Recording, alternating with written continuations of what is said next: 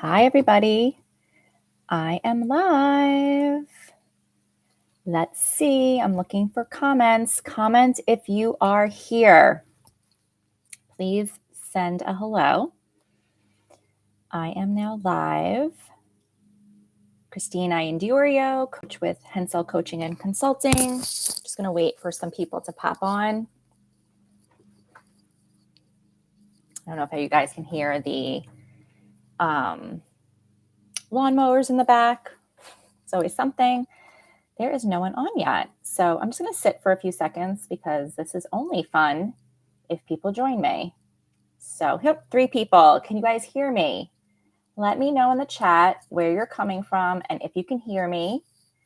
It did pop up on YouTube. So hopefully we're live. Can you guys hear me? If you guys don't mind just commenting in the chat, say hello. Let me know if you can hear me. Can you hear me? Give me a thumbs up if you can hear me. This is the awkward part of the session. Hi, Nelson. Can you hear me?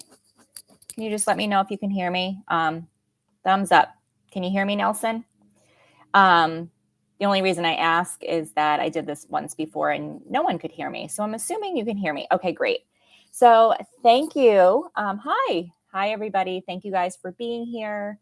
My name is Kristine Iandiorio. I am a coach with Hensel Coaching and Consulting. I work with Tracy Hensel. I do these monthly YouTubes, Coffee with Coach. I open up for questions, and this is maybe our 4th one. And they've been super fun. I've really enjoyed the back and forth conversation that you guys come to the table. You're ready to bring your thoughts, what you want to work on, and it's really dynamic. So super excited to be here. So happy. I got 3 to 4 topics today, so I'm really excited. I did drop a link in the chat here that just kind of says if you're interested in learning more about one-on-one coaching, set up a discovery call with me. I'd be happy to talk through possibly what you're working on, what it is you're looking for, where are you possibly struggling, where would you like to thrive? And I would love to hear from you. So the link is in the comments. And I am going to start. So the first question that was submitted was from, I think her name was Marianne. And I thought it was a really great question. So I would love to hear your thoughts and feedbacks about this. But before I start, I just want to quick introduce though, like what I do. I actually work with professionals. I work with women. I work with moms. And it really is to help people figure out kind of like, I think we lose our identity along the way as we become an adult. We struggle with kind of understanding what we want to focus on. We kind of look outside of ourselves for everything. So I really help people kind of come back to themselves, understand what's most important to them, being able to kind of set those priorities and then build goals that support what you really want. I think oftentimes we're looking outside of ourselves to find so many things. It's really important that we look within. And so the first question that came up was around time management. It was around working outside of the home and still running a home. So if you guys can relate, drop it in the comments. The things that came up in this question, which I thought were really helpful, were, the person said, I brain dump, I schedule, I have routines in place for structure, but I don't follow through. So I'm curious if anyone kind of relates to that. If you do, drop it in the comments. Give me some more information. But what came up to me at this first part, and then there was a second part, there was part 2, and I'll get to that in a second. But in that first part, I think it's really easy for us to kind of build out the plan. But the plan that works the best is the one that we follow. So really understanding when you look at your plan, when you look at the schedule, where are you falling off, or what are the things that maybe you have some resistance to, or where do you just feel like by the end of the day, you're looking at your list and you're saying to yourself, when you say to yourself, like, I didn't get anything done, and then I start to feel like a failure, and then the ripple effect happens mentally. So really here, it's like, what's doable? I think so often we sometimes overschedule ourselves. So just talking about scheduling, but like what works for what works for you is the plan that you follow through with. So there are so many great ideas out there about how to structure your day, how to manage your time. But also there's different stages in life. Like if you're a new mom, you might time block your whole calendar, but you're really revolving your life around your child. But in this case, the person here said basically, I work outside of the home. So basically my time at home is limited. So I would start out by also saying, like, what are the most important things that you want to get done each day? And creating realistic list around what it is that you're trying to do. It's maybe a top 3 thing, right? I think sometimes a lot of clients come to me, they have 10 things they want to do in a day, but they only have 2-hour time span. So you have to be really realistic about what it is and where you're focusing your time. So do you guys relate to this? Does anything come up when I'm talking about it? I'm curious if you have any questions about scheduling. But that's really one of the biggest things is like what's going to work for you and what's going to continue to so that you're able to execute and you're able to build your confidence and you're able to kind of trust yourself and say like, yeah, I'm following through. I'm keeping promises to myself. Because on the flip side, when we don't do all the things we set out to do, we actually feel worse, right? And so that's putting us into like negative energy, which we don't want to do. So Jenny, you said yes. So it sounds like you can relate to this. The other piece of it outside, and if anyone has any specific questions around scheduling, routines, structuring your calendar, time management, put them in the chat and we can specifically focus on that. But the second part of this question, which I thought was really relevant, is like, why can't I get my stuff done? Right. And so Marianne said, I think I need to set more boundaries and stop being a people pleaser. And so that's just something to notice. You know, where are you noticing that maybe you have your day planned? Maybe you know all the things that you want to do, but then someone asks you for help or someone says, oh, let's do this instead. And you get off track and you kind of give to everyone else instead of giving to yourself. And so in those situations, it's just boundaries are so important for us.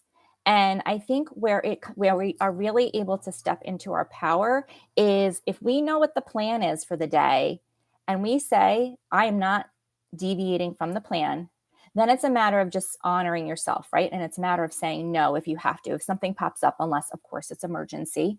But also noticing like what's truly an emergency, what is yours to take on, where are you just trying to be helpful because you don't want to say no to people? Where is it that you're worried about disappointing others? So you just keep saying yes and just really observing what comes up for you when you have your day structured and planned and it doesn't happen and get really curious. And then you're able to kind of at least know what's happening and then recommit to yourself. But when we're in autopilot and when we just keep yesing everything and then realizing later on, I said yes to too many things. I don't have the time to do this, or I'm actually putting myself into a negative state. Like we have to just understand what we're doing to ourselves. And we also have to say to ourselves, like, if I'm going to say no to someone, or if I'm going to say I can't help you, or whatever it might be, that if that person is disappointed by that, like, and then that's on them. It's not on you. And that's a big thing, just to give yourself permission to be able to honor yourself, honor your schedule. Maybe there is part of this if you're working outside of the home and you have less hours, which most of us do. Our hours and our time is precious. It doesn't matter how we spend it. But really able to say to yourself, maybe giving yourself space of like one day is a flexible day. We don't put as much pressure on ourselves. Like, how do you have that ability to be flexible? Mallory, you said it's very, very relevant for you as well. So does anything pop up when I speak about this stuff as something you might want to talk about? The other thing with, so really it's about noticing, right? If you start to notice the habits that you're doing and then notice like, why can't I say no? Hi, Heidi. Well, why do I struggle? Is it certain people that you can't say no to? And the biggest thing I think when recognizing how much capacity we have or when we want to say no, but we're automatically saying yes is Notice in your body when a text comes through from someone and you're like, oh gosh, I can't. Like you feel the tension in your body. You feel your stomach sink before you even open the text from someone. Someone calls you and you're like, oh gosh, what is this now? Just notice that, because it might mean that you're like not able to follow through on what you really wanted to put your time and energy towards. And then your attention's being sucked away. And we don't have to say yes right away. So I think this, just because boundaries and people pleasing came up, I do want to address it. I know this was around time management and scheduling, but I really do believe that they are connected. And when we're not kind of honoring the time, that like we're so happy when we kind of say like, this is what my week's going to look like. And then it's all, chaotic and thrown up in the air and we don't get anything done. It's really hard to continue to feel like I can get everything done. And so just really being able to say to yourself, I'm going to give myself a pause. I'm going to pause before I say yes to things. And maybe that's a new kind of rule that you put into place. I tell a lot of my clients, first, you don't have to respond to a text immediately. You can give yourself a few minutes to wait. You don't have to respond to emails immediately. You can give yourself, you can have a 24-hour rule. And you can say to someone, I really need to check my calendar. Let me get back to you before I say yes. I'm really feeling stretched thin right now. I'm not sure if I can say yes to that, but let me get back to you. And those are things that, step away and see how you feel. Do I really want to give away my time? Do I want to give away my energy? Because when we are saying yes to so many things, it is time and energy. And it could lead us to be feeling depleted when you're giving away to everyone else. So I like a little bit of a pause before responding, a pause before saying yes, a pause before, and just say, I just need to check my calendar. I need to double check with my family. I just need to see if I have this space. And then also noticing as you manage your own time, are there places where you're also giving away your time where maybe it is because of you're trying to please people. And at the end of the day, even at work or home, you're like, I know that person should be doing that for themselves, but I'm just doing it for them. Recognize those things. You can push back and give those other people their power back. Mallory, I love Tracy and admire her discipline. I cannot hit the level though and struggle to feel like I'm not strict enough in my diet, for example. How can we accept that continuous improvement is okay, even if it's not excellent? So Mallory, that's like such a beautiful comment. Thank you for that. You have to define what discipline looks like for you. And you can define what each area of your life, like what does success look and feel like? It's really great to look at others and to see what they do as inspiration, to see what they do, to try it on, to see what works for us. But at the end of the day, it really is about, what do you define as success? What do you define as discipline? And what does it look like? Because setting up the unrealistic expectations only sets us up for failure. So maybe you do need to be a little bit more compassionate and gentle and set some realistic expectations. And we are always continuously improving. So even Tracy will say, I get back on, the wagon and it's not even a matter of falling off. It's just a matter of also not being 100% all the time. You have cheat days, you have days when you rest. And so incorporating that as well, but also just kind of really being much more compassionate with yourself is really important. And also just being able to say, like, it's almost like the way we do aim SMART goals in coaching is like, at a minimum, this is what I want to achieve. At maximum, this is what I want to achieve. Like, what's realistic? How do I continue to push myself? But also, like I said earlier, you want to be able to continue to show up for yourself so that you continue to stay committed, you don't get burnt out, you build your confidence, you're able to keep going. So does that help? And I think that acceptance is key. If we just keep beating ourselves up and say, oh, I didn't do it again, what's going to make you want to wake up the next morning and try again? You most likely aren't. So, think about that. Like, the pressure is from the pressure of ourselves. Like, no one else is putting it on us. So, how do you make it disciplined but fun? How do you make it achievable? Really take a look at what you're asking of yourself. You might have to break it down to baby steps. You might want to start habit building, which is like start with one thing, master it, then add another habit, master it, add another habit. Like we're human. And so it's really unrealistic to try to completely change everything all at once, be really disciplined. Like it just causes burnout. It causes burnout personally, it causes burnout professionally. Like if we just keep trying to go, we really do. And I see this with my clients, I see it with myself, is it just leads to burnout, which then, it's really hard to get back up. So it's just a matter of really kind of just acknowledging what is that you really want. And then similar to the time management conversation earlier, like what's the top 3 things? What's most important to me? What can I start with that's a win? Sometimes that helps too. Like what are the easy wins? Maybe it is that I'm drinking 8 glasses of water a day. I know I can do that. So I'm going to start there. I'll have a salad at lunch. I know I can do that. I'm going to swap it out. But it doesn't have to be 24/7 of intensity. So I hope that helps. Let me know if you have anything else pop up. So does anyone have any other questions around time management, scheduling, keeping to your schedule, boundaries, people pleasing? Drop them in the comments. The next question that came up was how to determine if you have too much on your plate and in your life. How to avoid overwhelm. Why am I okay and organized in some areas of life, but a hot mess in others? So does anyone relate to that? I think we all can. But for here, I think this is where it is also helpful, something like time blocking or understanding just how much time you're working with, and then creating realistic goals for yourself. So I actually work with a client who I think went to Tracy's last workshop, Life Blueprint possibly, and she had a whole list of goals broken down by quarter, which was amazing. She had it all written out. But, we were looking at Q2 goals and, it's like you have a list of 8 things. And it's really important in those moments to kind of say to yourself, like, where is my focus right now? Your focus can't be on 8 different categories in life. And we actually did like categorize some of them. So that was helpful too, because when you look at a long list, of course, you're going to feel overwhelmed. There are so many hours in the day. We only have so much energy. We get tired. We have families. We have obligations. We have friends.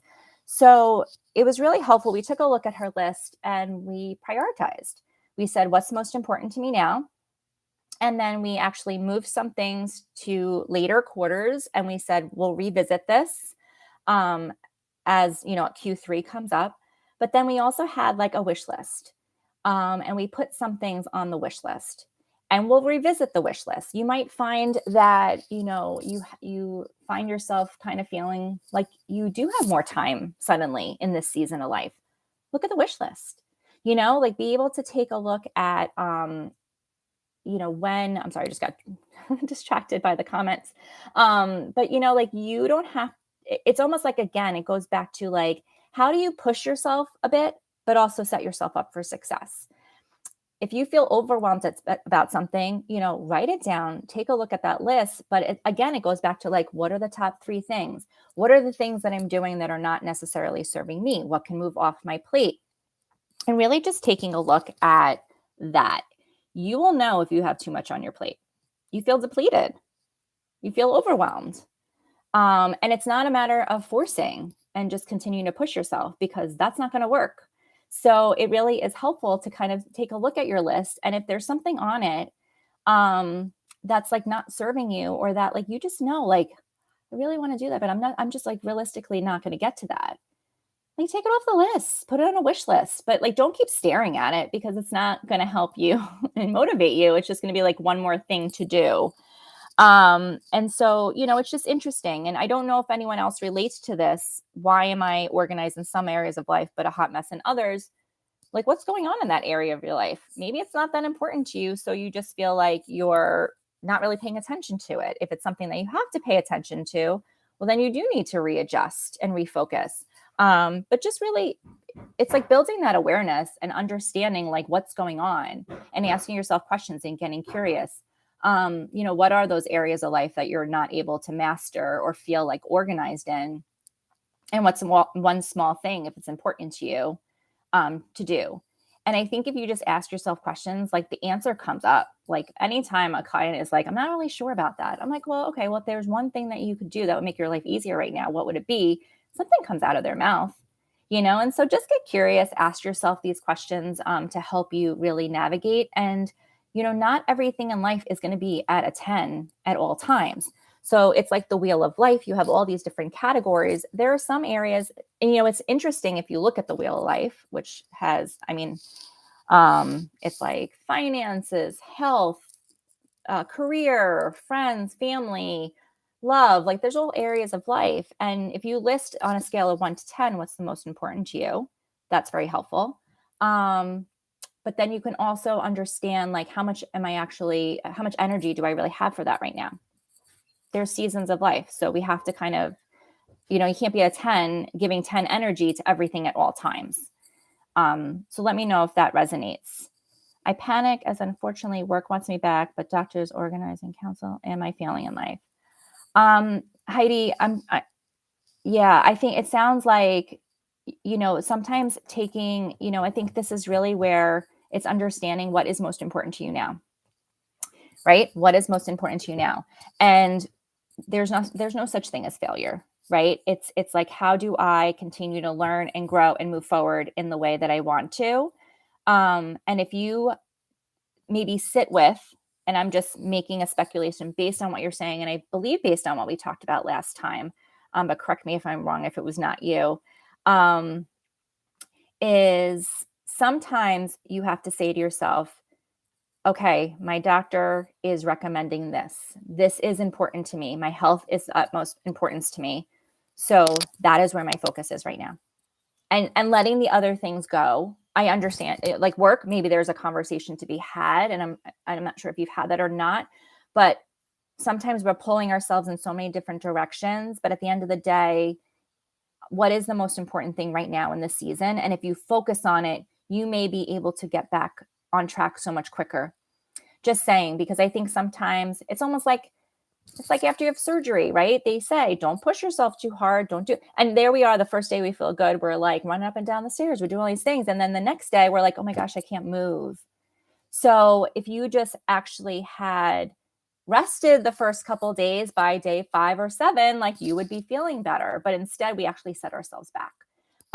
So, yes, Heidi. So, I think that focusing and kind of maybe saying to your job, like, this is where I need to focus right now. This is, when I foresee that I will be able to be back, like, let's have a conversation. But I think that, and things will work out, but you have to focus on one thing sometimes at a time. So I hope that helps. Let me know. Aquari. I don't even know if I said aqua irie. I don't know how to say that. Anyway, how can I understand when I need to take a break? I find that I feel amazing and go, go, go, but forget to have some downtime before it's too late.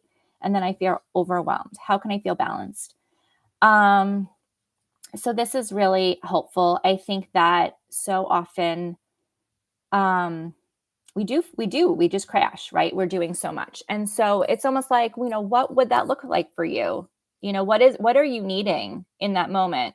And, maybe it is that you like to go, go, go, but maybe there's some scheduling that needs to be done of just like a day where there is downtime. So maybe it's kind of taking a look at your calendar and saying to yourself, oh, okay, the next 2 weeks are super busy. I have a lot of stuff going on with work and whatever. I'm going to actually plan to do nothing on that weekend, after that. So I think it's just a matter of consciously knowing yourself, and being able to kind of assess when you're starting to feel a little bit of that burnout and overwhelm, and kind of planning accordingly, but also like planning the days, planning rest days. Like we don't have to, fill our calendar every second. And it's okay to kind of say, okay, in 2 weeks, like I took a day off, right? Like I took a day off. I'm actually going to do some things, personal things. I'm going to rest. I'm not going to do anything. So balance is how you define it, and knowing yourself. So ask yourself, like, what would balance look like for me? What is too much for me? I think just understanding your patterns and noticing is really helpful for you to then say, okay, we'll go forward. this is what I'm going to do next time, or this is what I'm going to start incorporating. And so does that help in understanding when you need to take a break? But it does sound like when you're starting to feel that overwhelm, to really recognize like what's happening. And then the boundaries come in of just saying to yourself, okay, I'm going home after work tonight. I'm not going to do anything. What does that look like for you? Can you follow through on that? And just starting to notice. And maybe at the end of the day, it's kind of saying to yourself, okay, how am I feeling today? Is there anything left undone? When my head hits the pillow tonight, what am I still thinking about? And just kind of really checking in with yourself maybe a little bit more frequently. That would possibly help you to determine the balance. But I think a lot of times too, especially when we're working on big projects or we have a lot going on, we just kind of notice at the end of it, like that can't happen again. And so what do you need next time to make it better? And then you have many more tries at doing that. So kind of the same thing with Heidi said is like, there's no failing. It's just learning and then readjusting and pivoting, resetting. So let me know how that sounds. So let me know if anything pops up for those last two questions. The third question, I'm just going to wait a hot second. And if anything else pops up, but thank you guys for all of your comments. Super helpful. I think Nelson left. Thank you for coming, Nelson. Okay, so the next question is about judgment, which I think is a great question. How to stop judging people for letting me down. I lose faith in others all the time. So if this was your question, definitely let me know if you're here. But judgment is a really interesting topic. And there's two parts here that I think are super interesting is the judging of people and the fact that you've been let down. So there's a reason, right, for your emotions. Being let down is definitely valid reason for having feelings about others and kind of understanding like what happened in this situation. But what's so interesting, so it's like understanding where you were let down and what's happening in that relationship, I think is really important. But then second thing I wanted to share is judgment is like pointing a finger at someone else. So but you have three fingers pointing back at you, or four actually. So when you're judging, you're actually looking externally. But what does it say about you? And so what you might want to start getting curious about or asking yourself in this situation is when I'm in judgment of someone else, and you kind of know probably like what thoughts are coming to your mind, what values are being compromised? Was maybe some sort of value compromise? Maybe you, peace and blessing. Oh, hi, Jay, Rena. So, are values being compromised?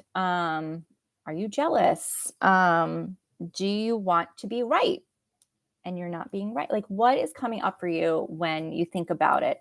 And I think sometimes this is a hard self-evaluation to do because it's really quick to kind of protect ourselves and put the wall up and kind of put the blame externally. But something happened to make you judge. And so just getting really curious about what happened and what does that really mean? And just keep asking yourself, like, why? Why am I still stuck on this? What is really bothering me? And, maybe it is because you didn't set a boundary and someone took advantage and then, left you feeling a lot of feelings. So just acknowledging those feelings is really important. Understanding kind of what thoughts keep coming up to you about the situation. Let me see. My judging is my pride and not being met with all its standards. I'm learning to really see good things I saw over the thing that I can't stand that person doing. Okay, let me read that one more time. My judging is my pride, not being met with all its standards. It makes a lot of sense. I'm learning to really see good things that I saw over the thing I can't stand the person did or is doing or I foresee doing. And sometimes, what's the expression when people show you their true colors, believe them? Thank you, Kelly, so much for that. It's like, and then, fool me once, shame on me, fool me twice, shame on you. I think that's the same. That's the other one. It's like, sometimes people show you their true colors And then you just kind of have to accept. And if you're going to say to yourself, but there's people are still going to be in my life. So like, how am I going to deal? Kelly, to your point, sometimes it's just like not having very high expectations for people, certain people, for the ones that continue to maybe let you down, not being met with all its standards. So yeah, so understanding that pride is a very, and when you say, it's like, what are your standards that are you're looking for others to meet? And really understanding what expectations you have for others, understanding the expectations for yourself, because I think, if you are yearning something in a relationship, it's really important that you bring that piece of the relationship to the table. So if if you want to feel compassion, you need to show compassion. And then if you're not getting what you need, what's happening there? Is there a boundary that needs to be set? Is there a conversation that needs to be had? But just kind of really understanding and evaluating what's happening in relationships, how important they are to you. I think that really helps. And then there are some people that just are not your people. And I think it's just really important to sometimes acknowledge that too. Like a lot of us, and I think last time we might have talked about, or 2 times ago, about the friend group. And there's a lot of people have groups where there's one person, and this could be a team at work, where there's that one person that just like you do not jive with. What is it about that? And sometimes it's just like, they're not my favorite person, and that's okay, but I'm going to figure out how to just live harmoniously, because I don't need to value that friendship that heavily. And a lot of times we are trying to value it. We are trying to put so much importance behind it. Maybe it's because we want to be liked. We don't want to disappoint others, whatever it is. But I think it's really important to understand kind of what it is you're looking for, and if you're not getting it. So let me know if that helps. Thank you for the answer. How can I learn not to listen to other people's opinions? I have such a hard time. Okay, I'd rather be a people pleaser. No, Martha, thank you. This is perfect. So we are people pleasers, most of us, right? We do want to please people. We don't want to look bad. We don't want to disappoint anyone. We don't want to rock the boat. We don't want to have to explain ourselves. There's so many things. But I think what's super important is, I have one client who, and I love this, but I have one client who has taken on the mantra of other people's opinions of me are none of my business. And it's to stop looking externally for approval and validation. And as people pleasers, we yes people so often that half the time you don't even know if you want to do, or you have any interest in doing, or if it's aligned with you and your values, what you've said yes to.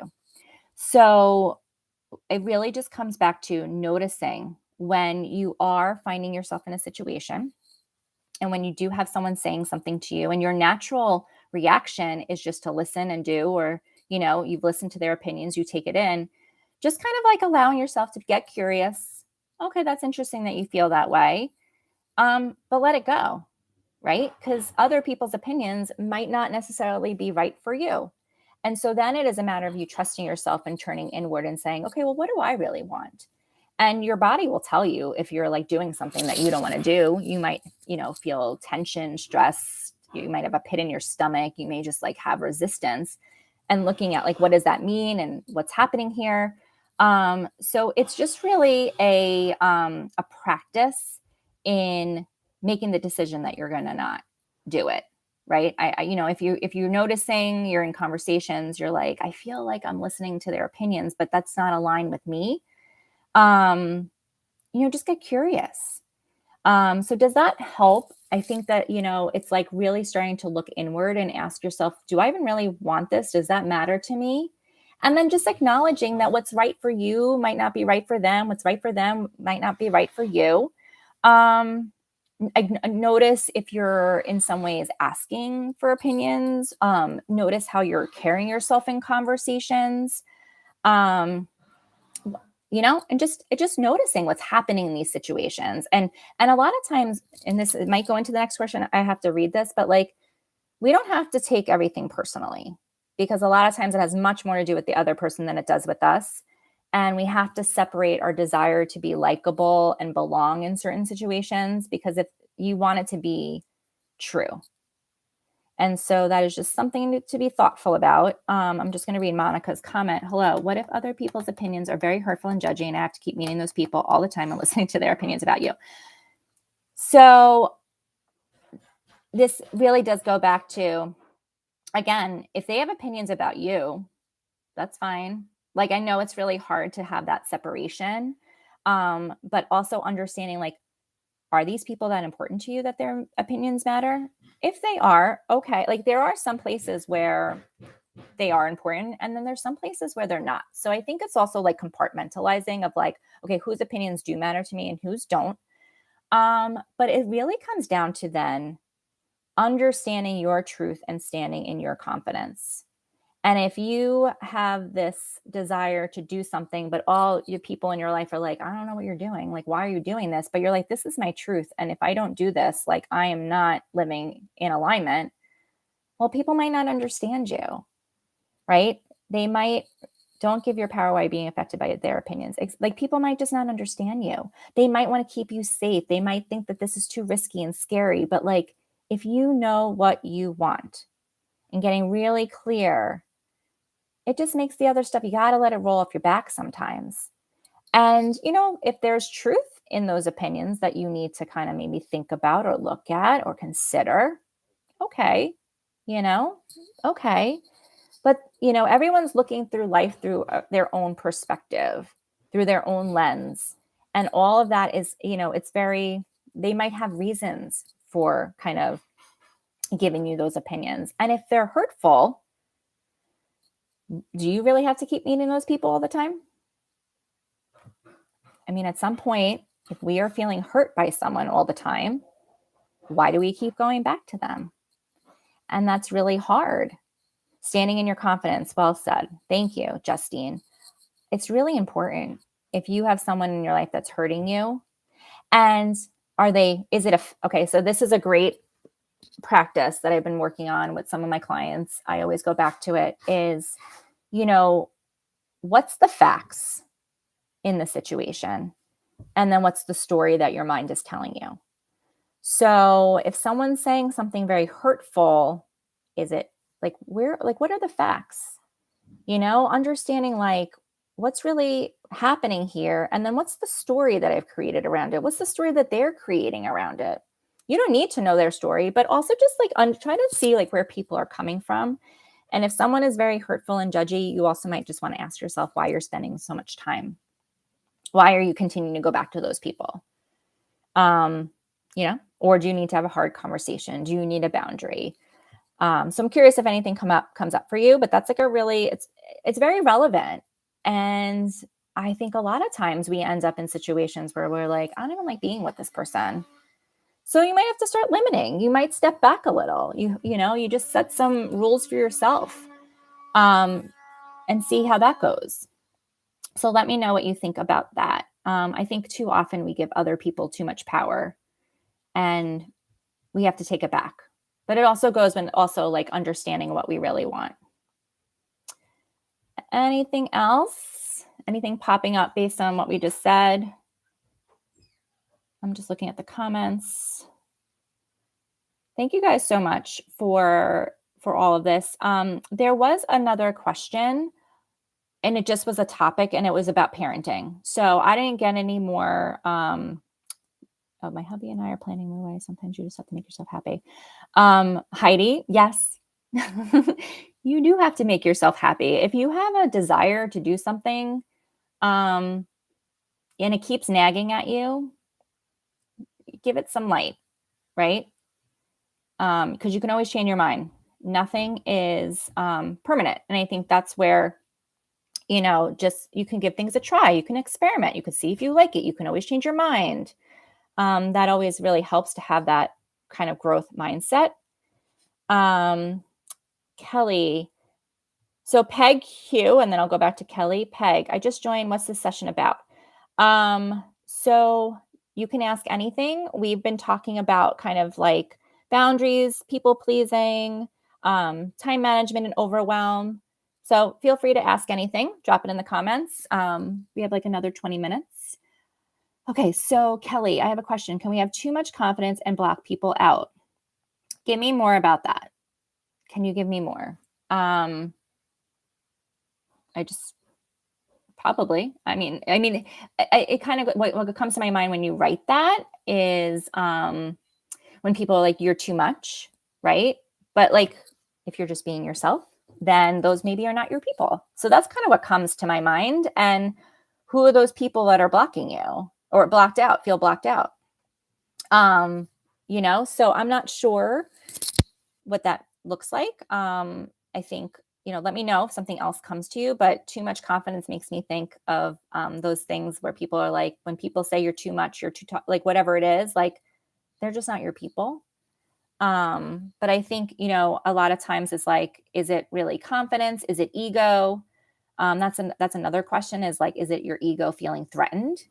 And it looks like confidence. I'm just getting curious. Oh, here we are, Kelly. Can we put up walls because our boundaries and not be understanding ever?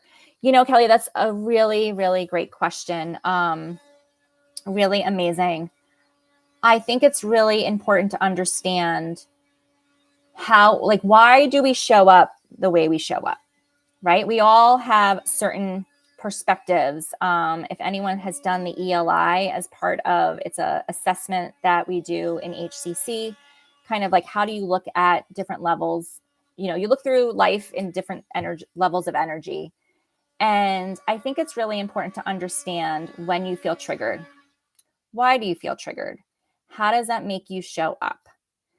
It's really quick to say, I'm going to put a boundary on this and I'm not going to deal with that person. But what is it about that is really the case? Because then you might just put boundaries up and you might just continue to block people. And that's not what you want to do, right? Because it's at a cost. So I think just getting really curious with yourself of kind of like, what is happening in these situations where I feel triggered, where I might possibly be blocking someone.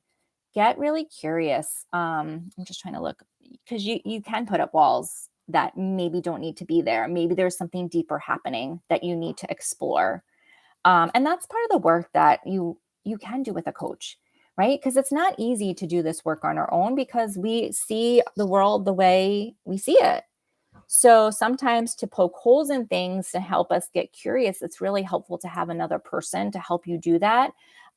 Because like myself, I've been kind of living this life with these walls or, with that protective energy, that the defensive ego that pops up to protect myself because of maybe something I saw in my past or I learned and I kind of created a rule around it. I need someone to help me kind of break that free so that I'm not quick to just put walls up. Let me know if that makes sense. Sometimes it's hard when it's very one-sided, but that was a really good question. So I think just getting curious, the fact that you're asking the question might make you think that there's more to it. I'm going to go back. Brandon, what do you think the keys to changing your reputation at work? When I started my job, I was aggressive in my demeanor. I hope to be seen more as a leader. Brandon, this is a really great question. I think it's just continue to show up in the way that you want to be seen. And if there is something, are you still aggressive? I think that there's being assertive is really helpful. Being aggressive is probably a reaction that you just normally bring when maybe you feel like you have to prove yourself. I'm just guessing and making stuff up. So if you have more for me, let me know. But I think the keys to change are consistently being committed to how you want to show up. And some of this might be you showed up very aggressively in the beginning. And now you need to slow down enough so that you can show up in a different way. And so maybe thinking about what is that way? How do I want to be seen? Are there any role models around me that I can emulate? Sometimes there's not. Sometimes we are setting a new way at our workplace because, I have a lot of clients that work with people that are very aggressive and they're like, but that's not my demeanor. So I actually am going to try. I just have to be true to myself. So what I would really say here, and this is actually something I work with a lot of clients on. So if you're interested, set up a discovery call, but you have to, it's understanding how you want to show up as a leader. What does that look like? Noticing that your reaction currently the pattern, we all have patterns of how we show up, is aggression. So what would be different? And how do we explore that? Why are you aggressive? Like what is, what are you, is it trying to prove something? Is it you feel like you have to be defensive? So does that help you? But I think that if you want to change anything in life in how you're shown, kind of a reputation, you have to consciously show up differently. So I hope that helps. Yes, absolutely. That's a good point. I think I want to prove myself to others. It's so common. And I think that comes out in aggression, whereas we can prove ourselves because I imagine you have so many other gifts that make you a strong leader and a strong asset to your organization, understanding what those gifts are and what those strengths are and leaning into those and just knowing that, I'm here. So, it's trying to, separate from the belief that I have to prove myself, to almost like I am valuable and this is why, and kind of leaning into the strengths more so that you can feel confident, as opposed to, I imagine when you're trying to prove yourself, you might have some sort of either self-doubt or maybe you're unsure. There might be some insecurities there. So just something to think about, but that's a really great question. Okay, I'm going to go back up. What if your relative, Monica, yes. What if it's your relative that always is having hurtful opinions and you cannot cut that relative from your life? Example, your mother-in-law. So thank you so much for sharing this. This is actually exactly what I'm working with on another client. She is the one who has taken on the mantra of other people's opinions of me are none of my business. So having that mantra has been really helpful to her. But also, and this is a matter of you noticing, she changed the story about her in-laws. She basically had the same thing. She was like, they don't like me, blah, blah, like all the things. She had a whole list. And she recently said to me something to the effect of like, I don't let it bother me, because she was making it so much about her. And yes, there are things that, people say and they might trigger you, but just kind of get curious with like, what is it that you're feeling triggered by? Is it everything that she says? Is it certain things that she say?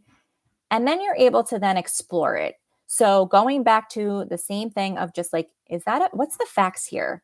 It's just her opinion. So the fact is I'm just making this up. The fact is I send my child to daycare because I work full time. That's the fact.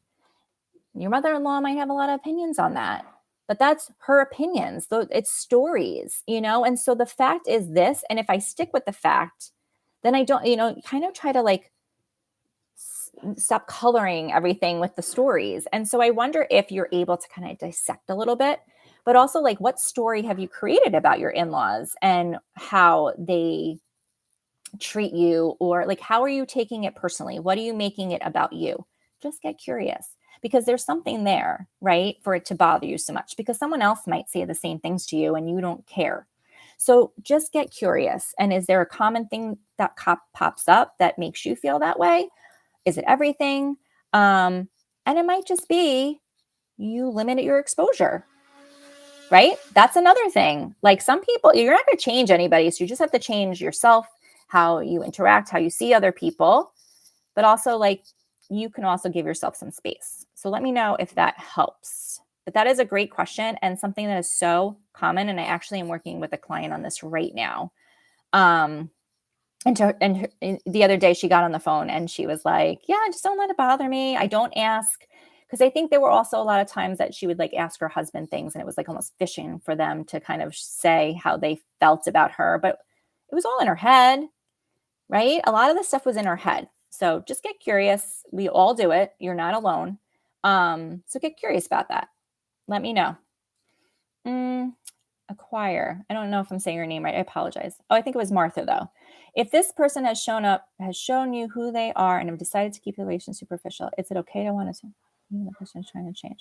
If this person has shown you who they are and you have decided to keep the relationship superficial, is it okay to still want a superficial relationship even though the person is trying to change? I feel like here, what's another way to look at this, right? What's coming to my mind is the person's trying to change. Where can you see the good?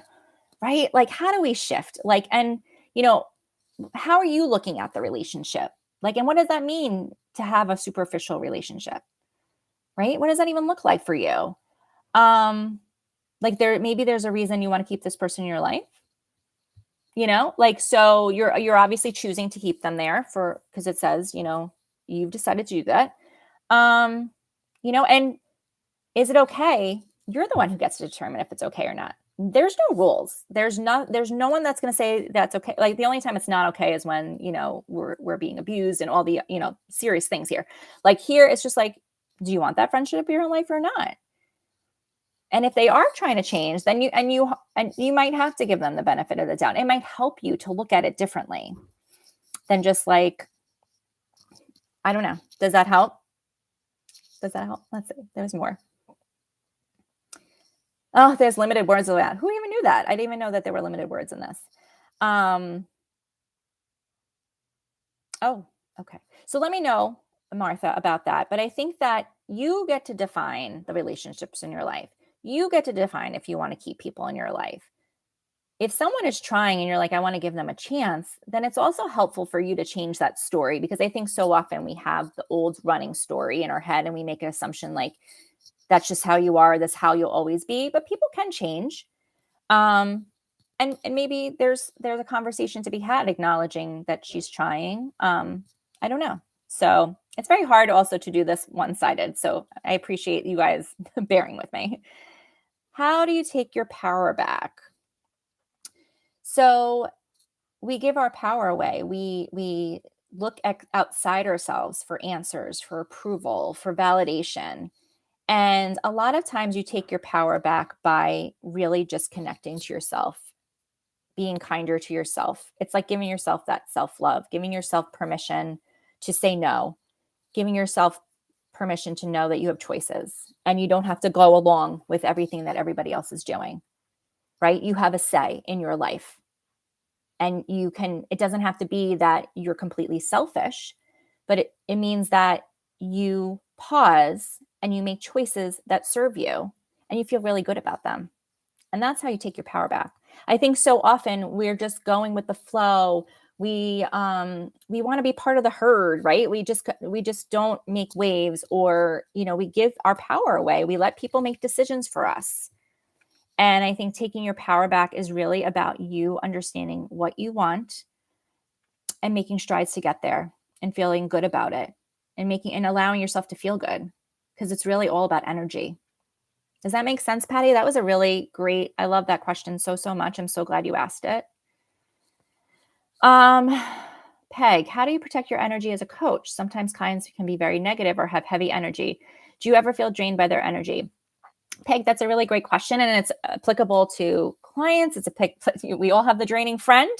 But for clients, someone is investing and seeking out and working with you. Some people, I think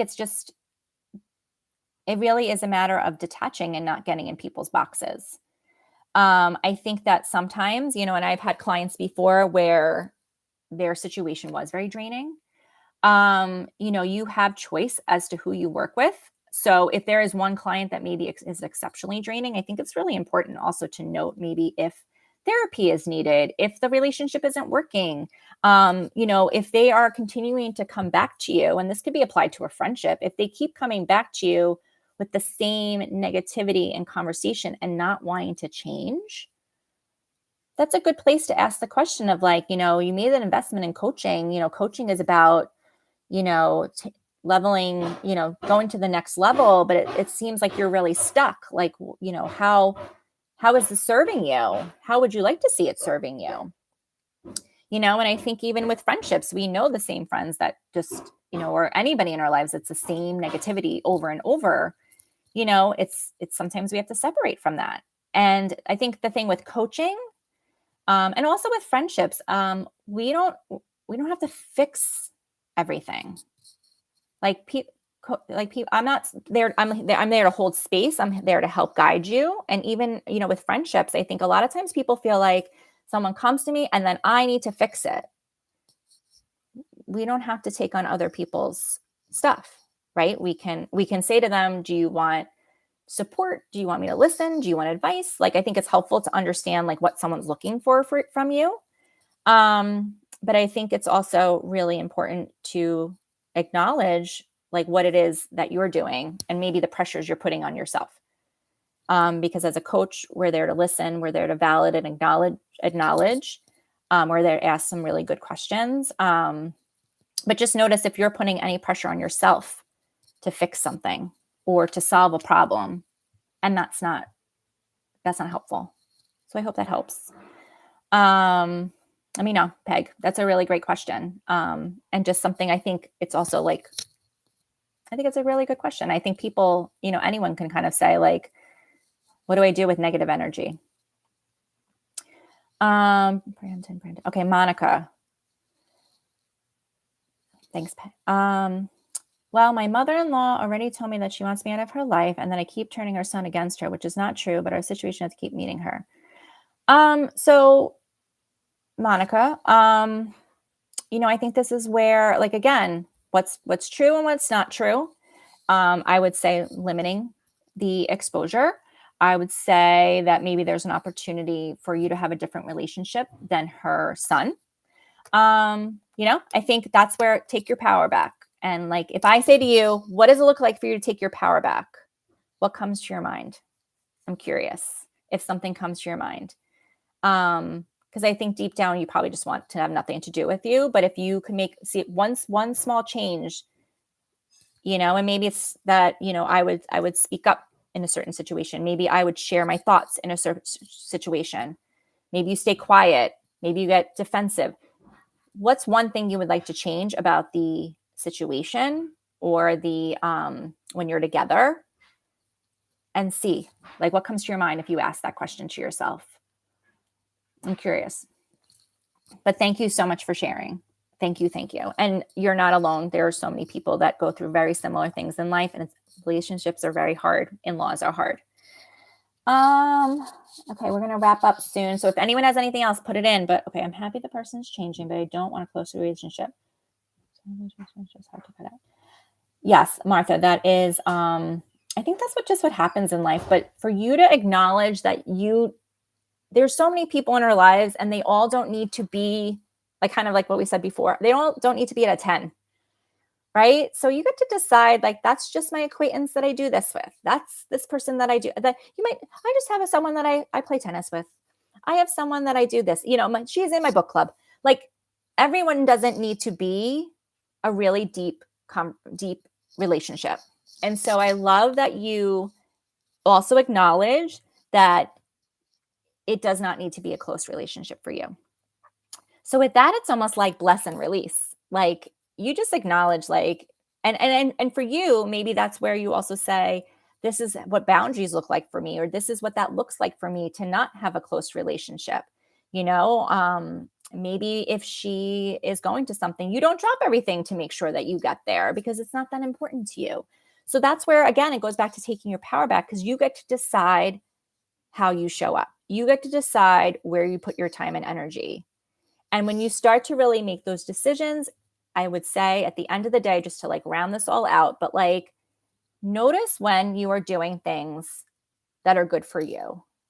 And it's not like a selfish thread, but I think that oftentimes we so overlook the things that we do, like the decisions we make that serve us.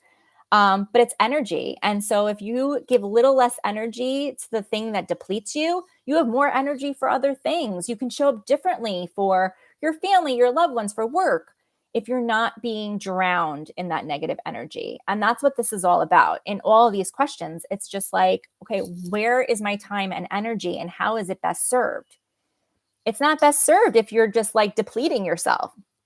It's not best served if you are just saying yes to everyone and you don't even want to be with half those people or do half of those things. They're not aligned with you. And so that's what I would say is just really, it's a matter of noticing energy. I think that reflecting on the end of the day is so helpful to be like, what happened today? What was I feeling? What went well? What did I do? What am I happy about? What still feels open? What feels like it needs to be resolved? And just get really curious about what's happening. And if you have things that you want to dive deeper in, that you feel like it would help to work with someone, I will put in the link again how you can find me. But I'm also here once a month. So thank you so much. I love the conversation. I appreciate everyone's honesty and vulnerability. That's what makes this super fun for me, is the back and forth. I don't even know how I would do it if no one commented. So I appreciate you all so, so much. Go out there, take your power back, and have a great day. And I will hopefully see you guys all next month. Thank you so much for everything.